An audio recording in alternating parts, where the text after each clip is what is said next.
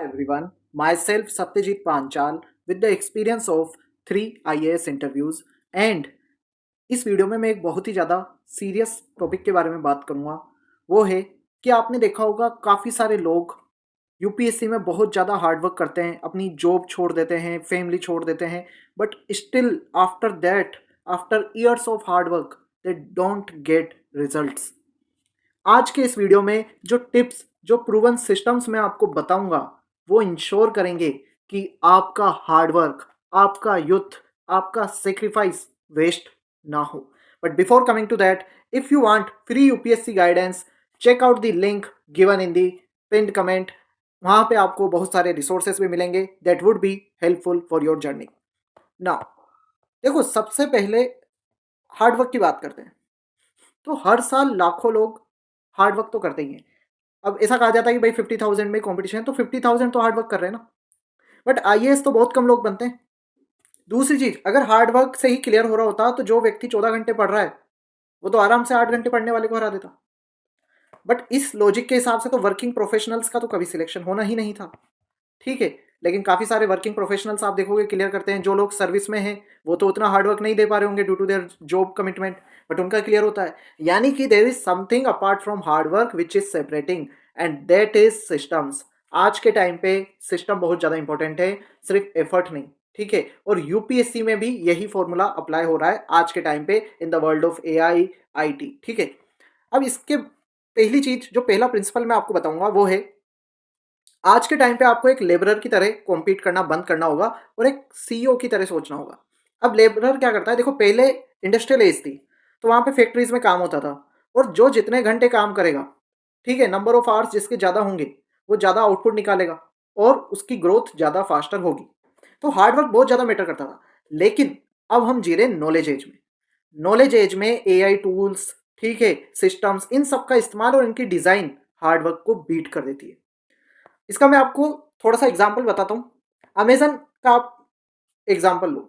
Amazon दुनिया का सबसे बड़ा रिटेलर बना इस कारण से, क्या उनके वर्कर हार्डेस्ट वर्क करते हैं इसलिए बना? नहीं, क्योंकि उन्होंने बेटर सिस्टम बनाया, अपने प्रोसेसेस को ऑप्टिमाइज करा, कस्टमर्स की सेटिस्फेक्शन को ऑप्टिमाइज करा, उसको इंप्रूव करा, टेक्नोलॉजी का इस्तेमाल करा। टोयोटा बहुत ज़्यादा फेमस है टोयोटा प्रोडक्शन सिस्टम के लिए, जहां पे प्रोसेस में जब हम इंप्रूव करते हैं वो मैटर करता है more than the longer hours. ठीक है, तो यही चीज आपकी यूपीएससी में अप्लाई होती है।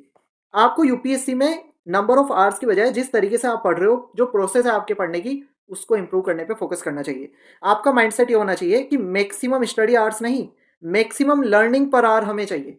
फॉर एग्जाम्पल, एवरेज स्टूडेंट क्या करेगा, वो फोकस करेगा 10 घंटे पढ़ना है। अब 10 घंटे पढ़ने के लिए वो रैंडम चीजें देखता रहेगा, उससे अल्टीमेटली रिटेंशन कम होगा। स्मार्ट एस्पायरेंट क्या करेगा, वो सोचेगा 6 घंटे ही पढ़ता हूँ लेकिन एकदम प्लान्ड वे में पढ़ता हूँ, पीवाईक्यू का एनालिसिस करता हूँ, रिकॉल करता हूँ, मॉक में प्रैक्टिस करता हूँ, और ultimately that person will get more marks by studying 6 hours. तो ये डिफरेंस है। ठीक है, थॉट प्रोसेस का डिफरेंस है। आगे प्रोसेस को कैसे ऑप्टिमाइज करना है इस पर मैं बात करूंगा, लेकिन पहले हमें समझना होगा आखिर लर्निंग साइंस क्या कहती है, what is the best way to learn things. तो अगर कॉग्निटिव साइंस की बात करें तो उन्होंने बार बार ये दिखाया कि रिट्रीवल ज़्यादा इंपॉर्टेंट है मेमोरी के लिए देन पैसिव रीडिंग। और ये फॉर्मूला अलग अलग फील्ड्स में अप्लाई होता है, मेडिकल स्कूल्स में, एयरफोर्स ट्रेनिंग में, लैंग्वेज लर्निंग में, जहाँ पे बहुत सारी चीज़ें आपको सीखनी होती है। तो वहाँ पे करते क्या है, वो पैसिवली बार बार चीज़ें नहीं पढ़ते थे। जैसे अधिकतर स्टूडेंट क्या करते हैं, वो लक्ष्मीकांत है, वो लक्ष्मीकांत को 5 बार पढ़ लेंगे। ठीक है, उसकी बजाय आपको टेस्टिंग, सिमुलेशन, रिकॉल पे फोकस करना है। यानी कि आपने एक बार पढ़ा, फिर चैप्टर को बंद करा, बुक को बंद करा, फिर आपने आर्टिकल्स जो जो आपके माइंड में आ रहे हैं, जो जो चीज़ें आपको याद रही वो आपने राइट डाउन करी। ठीक है, फिर उसी नॉलेज के बेसिस पे आपने कुछ पीवाईक्यूज को सोल्व करे, और फिर पीवाईक्यू सोल्व करने के बाद में आपको पता चलेगा कि यहाँ पे आपके कुछ जगह, कुछ एरियाज है जो वीक है। बस आप उन वीक एरियाज, मिस्टेक्स को रिवाइज करोगे। तो पहले आपने पूरा चैप्टर पढ़ा, लेकिन इस प्रोसेस के बाद में आप सिर्फ वो एरियाज पढ़ोगे जहां पे आप मिस्टेक कर रहे हो। आपने कम एफर्ट भी डाला होगा, ये चीज, ये प्रोसेस में ऑप्टिमाइजेशन जो आपने किया उससे आपका रिटेंशन ज्यादा होगा, क्योंकि आप बहुत ज्यादा टारगेटेड होगे। ये है प्रोसेस इंप्रूवमेंट। दूसरा, देखो आज के टाइम पे इतनी ज्यादा इंफॉर्मेशन हो चुकी है, we are living in infodemic. ठीक है, जहां पे बहुत ज्यादा इंफॉर्मेशन है, और अगर आपने उसको अपने ब्रेन में स्टोर करने की कोशिश करी तो आप उसमें फेल हो जाओगे। आप उतनी सारी चीजों को याद नहीं रख पाओगे, और आपका ब्रेन उसके लिए डिजाइन भी नहीं किया। तो आपको क्या करना है, एक सेकेंड ब्रेन बनाना है। ये एक बहुत ज्यादा इंपॉर्टेंट कंसेप्ट है। तो सेकंड ब्रेन में आपको क्या करना है, डिजिटल नोट्स बनाने, ठीक है, आपकी जो नॉलेजेस जो सब्जेक्ट्स है वो इंटरलिंक होने चाहिए, ठीक है। और उसकी मदद से जब भी आप पेपर देने जा रहे हो या आपको रिवाइज करना है या रिकॉल करना है, आप उन डिजिटल नोट्स को रिवाइज कर लोगे। तो वो सारी चीज़ों का लोड आपके ब्रेन पे नहीं रहेगा, तो आपका ब्रेन अच्छे तरीके से काम करेगा। फॉर एग्जाम्पल, जो भी टॉपिक आप पढ़ रहे हो, ठीक है, उसकी एक डेफिनेशन डिजिटल नोट्स में आई वुड सजेस्ट, फिजिकल में भी आप बना सकते हो, बाकी डिजिटल नोट्स में उसकी 2 या 3 लाइन की डेफिनेशन, डायग्राम अगर एप्लीकेबल है, फ्लो चार्ट एप्लीकेबल है तो वो आपको बना लेना है उसमें, ठीक है। पीवाईक्यूज इंटीग्रेट कर देने हैं, या पीवाईक्यू के लिए अलग से टॉपिक वाइज पीवाईक्यू का आप कुछ सोर्स खरीद सकते हो। फिर उसके बाद में एक करंट अफेयर का सेक्शन बनाना है उस डिजिटल नोट में, उस टॉपिक के रिगार्डिंग, जहां पे जितने भी करंट अफेयर आते जाएंगे वो आपको एड ऑन करते जाना है। और डिजिटल नोट्स में करोगे तो वो अपडेट करना ईजी रहेगा। इस तरीके से ये आपके 1 पेजर टाइप के नोट्स बन जाएंगे। और इनका आप एक रिवीजन डेट भी डिसाइड कर सकते हो, एक्सेल शीट आप यूज कर सकते हो, या अलग से topic wise date wise target बना सकते हो जहां पे आप उस टॉपिक को रिवाइज करोगे। तो इस तरीके से सारी चीजें आपकी एक सेकंड ब्रेन में स्टोर हो गई, क्या क्या पढ़ना है और कब पढ़ना है, ठीक है। तो आपके ब्रेन का लोड कम होगा, ठीक है। इसके बाद में आपको फीडबैक लूप में फोकस करना है। देखो, बचपन से आपने सुना है प्रैक्टिस मेक्स मैन परफेक्ट, ठीक है, बट ये चीज गलत है।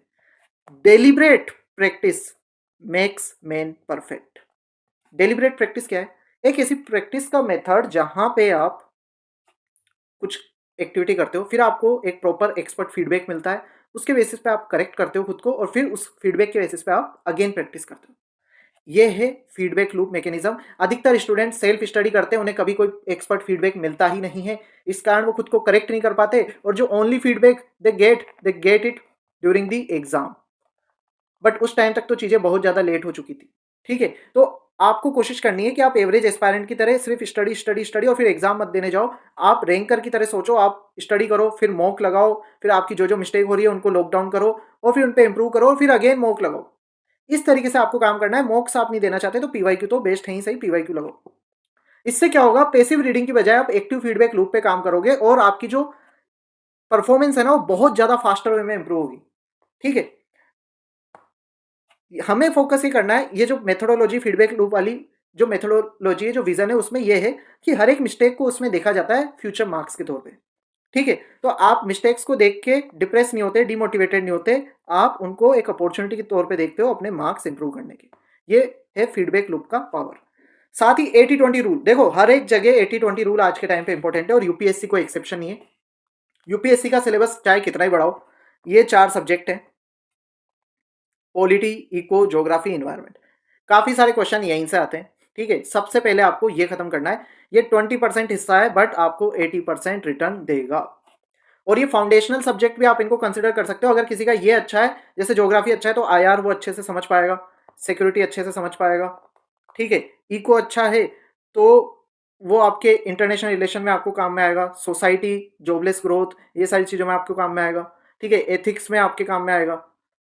पॉलिटी अगर आपका अच्छा है तो इसको आप एथिक्स में यूज़ कर सकते हो, ठीक है।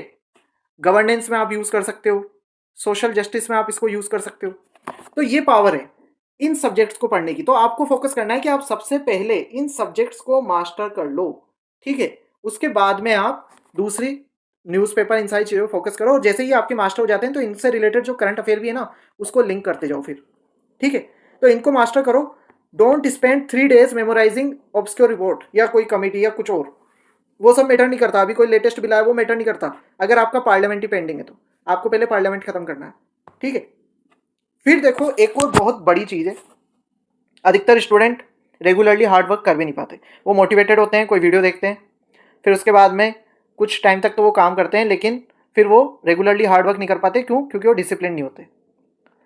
अब डिसिप्लिन पे हजारों वीडियोस हैं, बट मेरे ओपिनियन में जो सबसे आसान तरीका है डिसिप्लिन रहने का, वो है अपने इन्वायरमेंट को ऑप्टिमाइज करना।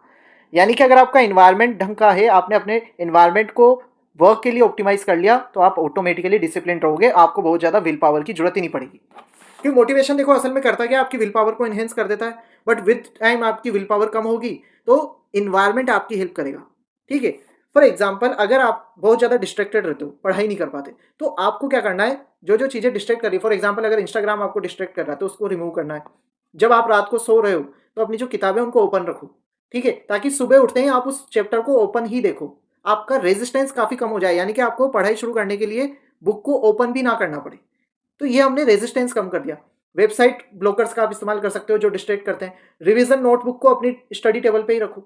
ताकि आपको उनको ढूंढना ना पड़े, वो आपकी आंखों के सामने रहेगी, तो रिवीजन आप करोगे, इसके चांसेस बढ़ जाएंगे। तो इस तरीके से आपको आपके एनवायरनमेंट को ऑप्टिमाइज करना है, ठीक है, तो आप ज्यादा बेटर वे में पढ़ाई कर पाओगे, परफॉर्मेंस दे पाओगे। इसका मैं एक और एग्जांपल आपको देता हूं। देखो, एक स्टडी हुई थी जिसमें कुछ लोगों का वेट लॉस करना था, वो वेट लॉस के रिगार्डिंग बहुत ज़्यादा स्ट्रगल कर रहे थे। तो एक स्टडी में जो उनका फ्रिज था, वहां पे जो शुगरी आइटम्स थे उनको रखा गया, ठीक है, और दूसरी स्टडी में उसको हटा दिया गया। ऑटोमेटिकली सिर्फ इस चेंज के कारण काफ़ी सारे लोगों का वेट लॉस हो गया, क्योंकि ना तो उनको वो आइटम दिखते थे, ठीक है, शुगरी आइटम, और ना वो डिस्ट्रैक्ट होते थे, ना उनके अंदर उसको खाने की वो आती थी इच्छा, ठीक है। तो इस तरीके से आप अपने एनवायरनमेंट को डिजाइन करके अपना परफॉर्मेंस इंप्रूव कर सकते हो। फिर इसके बाद में थर्ड स्टडी हुई जहां पे उन्होंने फ्रिज में हेल्दी आइटम्स को रख दिया, शुगरी को रिप्लेस कर दिया हेल्दी आइटम से, और वेट लॉस और भी ज्यादा फास्टर वे में कम हो गया, ठीक है। तो ये तरीका है, आपके इन्वायरमेंट को डिजाइन करके आप अपनी स्टडीज को बहुत अच्छे से ऑप्टिमाइज कर सकते हो। एंड मोस्ट इंपॉर्टेंटली जो मुझे आज के टाइम पे लगता है, काफी सारे लोग कहते हैं यूपीएससी इज अ मैराथन, मेरे ओपिनियन में UPSC is a chess game and you should play it like a chess. देखो, मैराथन अब ये नहीं है, क्यों? क्योंकि यूपीएससी अब बहुत ज्यादा अनप्रिडिक्टेबल होता जा रहा है, स्पेशली रिसेंट पेपर्स में।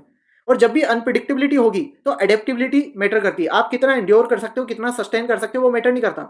आप तो 5 साल तक सस्टेन कर गए इस प्रोसेस को, लेकिन हर साल पेपर में अगर चेंजेस आ रहे हैं और आप एडेप्ट नहीं कर पा रहे, तो मैराथन वाला माइंडसेट आपका वर्क नहीं करेगा।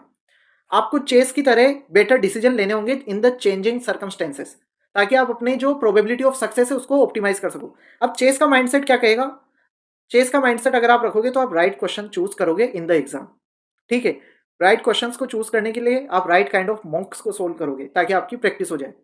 आप जब रिवीजन करोगे तो राइट टॉपिक्स को रिवाइज करोगे बेस्ड ऑन पीवाईक्यूज, ठीक है, और जहां पे आप मिस्टेक कर रहे हो उन टॉपिक को आप रिवाइज करोगे। एंड जो रॉन्ग क्वेश्चन है, जो डिफिकल्ट क्वेश्चन है, उनको आप छोड़ोगे। ये तरीका होता है चेस गेम का। आपका जो नेक्स्ट मूव है वो बहुत ज्यादा मैटर करता है, आपका जो एक एक डिसीजन है वो बहुत ज्यादा मैटर करता है, ठीक है। उसी की हेल्प के लिए आईएएस गंगा पे ये वीडियोस मैं बना रहा हूं, ताकि आपकी हेल्प हो सके। If you are benefiting from this things, you should definitely subscribe to this channel, share with your friends and turn on the notifications so that you can get all the latest updates. तो overall आज के time पे strategy beat करेगी activity को। आप कितने घंटे पढ़ रहे हो वो मैटर नहीं करेगा।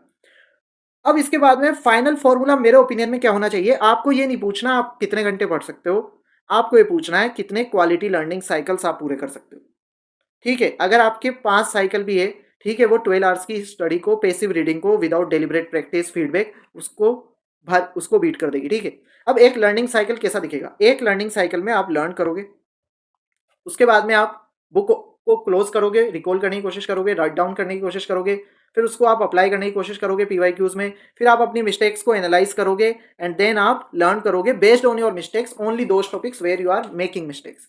ये है लर्निंग साइकिल, आपको इसके ऊपर फोकस करना है। फाइनल टेक अवे मेरे ओपिनियन में, आज के टाइम पे शेड्यूल से ज़्यादा आपका सिस्टम इंपॉर्टेंट है। आपने कैसे अपने डिजिटल नोट्स को ऑर्गेनाइज कर रखा है, कैसे आपने 80-20 प्रिंसिपल का यूज़ किया है, ठीक है, वो सारी चीज़ें ज़्यादा मैटर करेगी। हार्डेस्ट वर्किंग बनने की कोशिश मत करो, सिस्टमेटिक लर्नर बनने की कोशिश करो, फीडबैक लूप्स का इस्तेमाल करो, डेलिब्रेट प्रैक्टिस करो, क्योंकि हार्ड वर्क से आप रेस में तो आ जाओगे, लेकिन सिस्टम ही है जो आपको सस्टेन रखेगा और फाइनल लिस्ट तक लेकर जाएगा। तो आप लोगों को ये वीडियो कैसा लगा मुझे कमेंट सेक्शन में जरूर से बताना। And what changes are you going to make after watching this video to ensure your hard work doesn't gets wasted, वो भी बताना। And all the best for your UPSC journey.